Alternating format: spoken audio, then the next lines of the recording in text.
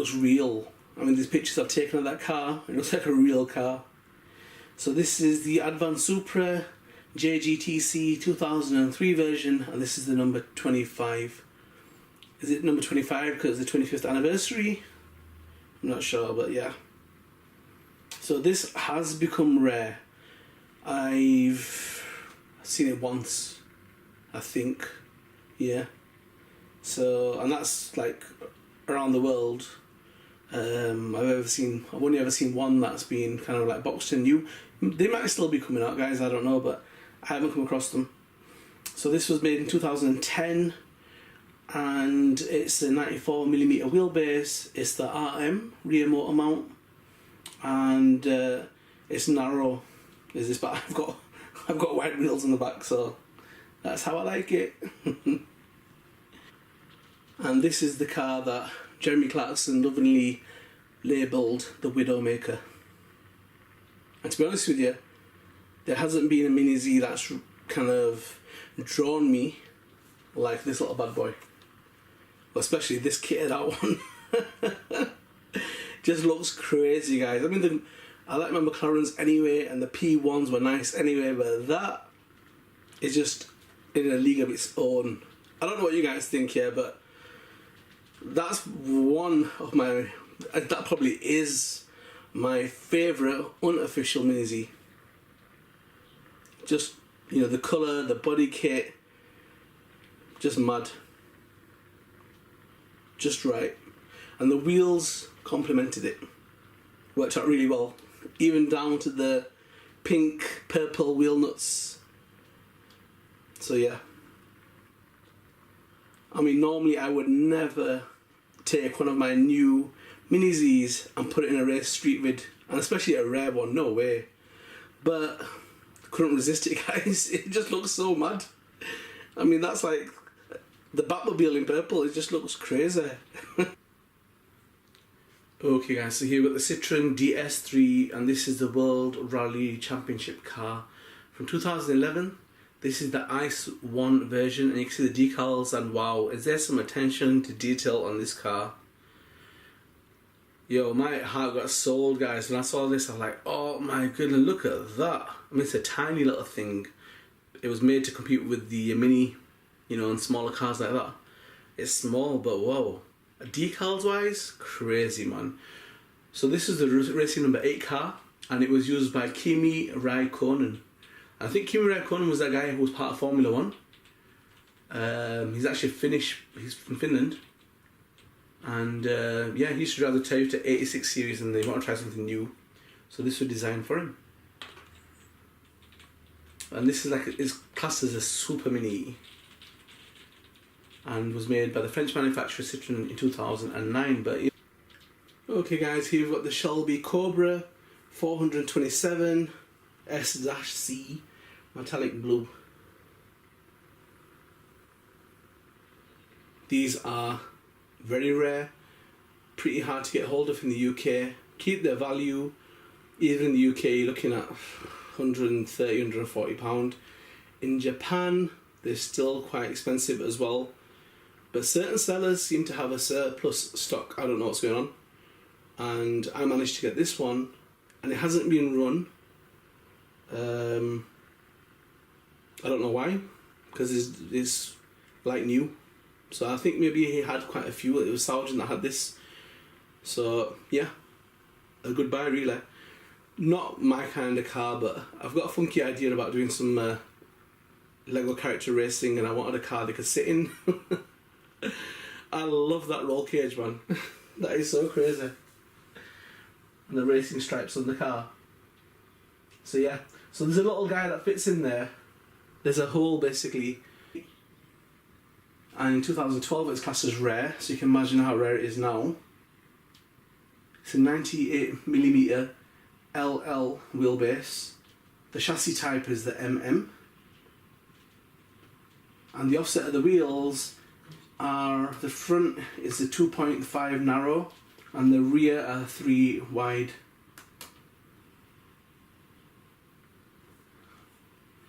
And the wheels on this little bad boy are the 15 spoke ATS Super Light Racing titanium type wheels.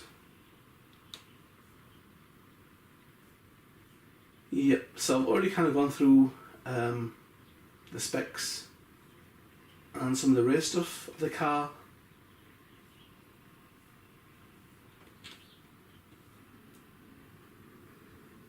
Audi R8 guys, LMS 2015 version, and this is in black and red, and my all-time favourite. I mean, there's a newer one that I got that's kind of gunmetal with alloy wheels. With the wheels, that one looks crazy, but just stock black and red looks amazing.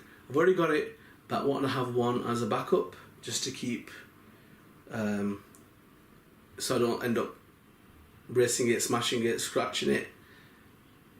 I've just got a feeling that unless they remold it and make it again, that's going to be a classic. It's going to be hard to get hold of. So yeah, I definitely had to hold on to that. I mean, what's shocking is the old Ferrari. I mean, not even old, guys. The LaFerrari, the 458, really hard to get hold of. In Japan, they're classed as super rare, and they're like, sellers are selling them for £100. You know, you can get the Ferraris in the UK still at $38.99, but over there, it's like just for a normal, nothing amazing. I think they just got it right. That colour scheme is just amazing. The orange and the black and silver. Wherever I've seen that, even with the P1 that they brought out now, it just looks totally crazy, guys. And I've been so tempted to rob them gold wheels and put them on other cars, but I haven't. But that's when I thought that, you know, I think there's only a few that I've looked at and thought, oh my goodness, that is beautiful. That is just show-stopping. It has become rare, but there are some flying around, and in Japan you can still get hold of them. So there are still some out there, but generally, you know, it's pretty hard to get hold of. And I liked it that much, I got a second one coming just so that I can use that in videos, and I won't feel guilty if I end up scratching it or damaging it. So that one will go into storage, this one will get used in the videos. Isn't that just mad? I mean, to say, guys, that was probably like the dawn of its time, yeah? Look at that spoiler, man. It's like shrunken inwards. And the way it's all blocky and, you know, elongated. It is, wow. That is... I'm telling you, that would have been the machine. People are like, wow, look at that. Like the way I look at the NXX GT and the way it's like blown out and stuff like that, would have been the dawn of its time. And I can't believe it. It looks so weird. But I did like the wheels, man. I thought, because I'm going to put some two-wheel drive wheels like these wheels onto the all-wheel drive cars. And I thought, for a drifting car, them wheels will look fantastic. They look really cool. So, yeah, that's a blast from the past. Pretty rare, pretty hard to get hold of. And as you know, guys, you know, this is my rare Kyosho Mini Z unboxing. But yeah, that definitely is one retro car. It's got some real nostalgia behind it. So here, guys, we've got the Renault Megane Trophy RS version, and you know, I have this chassis with the alloy wheels, and it's fit under there beautifully. I don't know about you, I like that. Just missing the spoiler on the roof, but apart from that, looking kind of awesome. I mean, this shell was just so hard to come by. All the time I've been looking on eBay, I've been looking for this body shell and I couldn't find it. I got a yellow one, that was the closest I've been to getting, you know, one of these Meganes. But when I saw this one, I'd seen it on the auto scale calendar, the one that the Kyosho Mini Z have, and I didn't even know it existed, and I thought, whoa, that looks kind of cool. Kind of reminds me of the Renault 5 GT Turbo. But yeah, I thought if I get some really deep dish wheels in there, it should look kind of cool. It starts to go out of the shot and you just get the edge of the back wheel in the shot. I just love that deep dish kind of look, man. It looks amazing. I mean, when it's a side view, it's not amazing, but watch as it starts to go out now. The real wheel just looks crazy, man. Oh man, yes guys, it's probably a 90s thing, you know what I mean, but yeah. But I like that. pretty cool. It would have been nice if it was like a metallic kind of grey. It's a bit matte kind of grey, but it is different. And you know me, guys, I always like black and orange. You know, like that kind of vibrant orange and black. I'm a sucker for that, man. I just think it, especially Mini Z's, it just looks awesome. It just makes the car stand out so much, guys. And again, this hasn't got much of it, but definitely to stand out. It would be nice if that stripe would have carried on. It just came as a body shell, a hydro dipped kind of funky purple body shell. Anyhow, so yeah, that looks pretty cool. Should I decal it out, guys? I've got some really cool Rockstar decals. Because some of my cars that I've got that are black, I'm gonna definitely decal. I've got yellow and black Rockstar decals, red and black, and a mix of different colours as well. And then loads of, I should just do it as a drifting car, put loads of little stickers all over it. I'll just leave it as it is. I don't know. You guys let me know. Or what I might do is keep that as it is. I've got an R32 Shell, which is not very pretty. It's just, is it a flat grey, a dark grey, or a matte black? I don't know, it's one of them anyway. It comes as a ready to run version, and it's really bland, really bland. So maybe what I'll do is I'll keep this as it is, and kit out that one. Okay guys, so here we have the Mercedes AMG, and like I said, I don't really fancy the Vodafone version, but this one I thought looked pretty cool. Now these aren't the stock wheels that come with it. I decided to put some different wheels underneath it. Shell still looks pretty cool. Still looks kind of awesome. I would have preferred, you know me, I would have preferred blown out archways and a bit more grills and fenders and ducts, you know, but it's alright. It looks kind of cool. So it was worth getting. It was pretty cheap, and it came with the other bits and bobs as well, and I thought, you know what, I'll just get that as well, and that's what happened. So it looks pretty cool. It looks kind of mean with the black wheels. Probably stand out a little bit more with chrome, but we'll see. That has to be one of my all-time favourite looking cars. I think just generally all GT cars look loads better than the actual stock versions. And that's definitely going to be in my vids, guys, that I'll be making soon. So be ready and be tuned up for that to come. I can't get over the front end of that car, man. It just looks mad. It looks so futuristic. So when I have performance cars come onto the streets, we'll have these racing alongside some of the other Mini Zs. And I've just said that they're definitely my top 5. Really cool looking car. I mean, I like the Audi R8, the black LMS version. I think that's so futuristic and cool. And again, it's got all the blown out arches and the fenders, grills that make it look so mad. But you know, these are close in that running. So I would say that definitely. So this basically is the Formula D number 99, and this is the Kyle Mohan Racing Savannah RX 7 FC. So kind of a cool car, guys. And this is another one that was it was part of the US Drift Championships. Came out first on the early version of the drift car. It's obviously made by Ferrari. It's the F50. The F40 was released when they had the 40th anniversary, and the F50 was released when they had their 50th anniversary. But I don't think the response was that great for the F50. Anyhow, so as a Mini Z, it was produced in 2004, April 2004. They're still available, guys, but I do feel like they're becoming less, especially like the boxed display versions that haven't been used. The wheelbase is a 94mm L, and the chassis type is a rear motor chassis type. The front I've got a 0 offset and they're narrow, and the rears are 2 wide. And the wheels are the 5-spoke silver Speedline F50 type wheels. So people think this is a really ugly car. I don't. I actually think it looks pretty futuristic.